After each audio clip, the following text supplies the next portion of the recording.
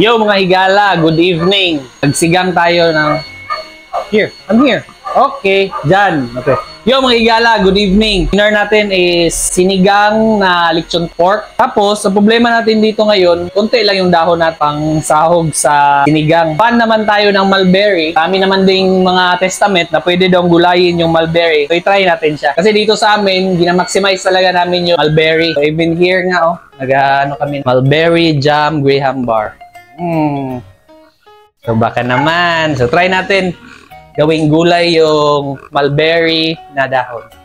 So, try natin ihalo sa sinigang. So, shout out sa may-ari ng Flow, no? Yung Instant 360. Yung kapatid natin sa pagtuo. James Domingo, amping sa biyahe. Let's go! Ito yung repolyo, tsaka yung mulberry. Ito yung para sa mga bata. Ito naman yung itry ko ng mulberry.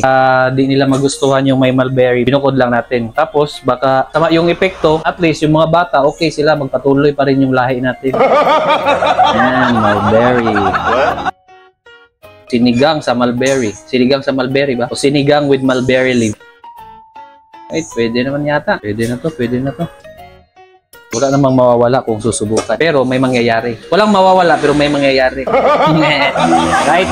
So, test natin mamaya kung maganda ba yung lasa.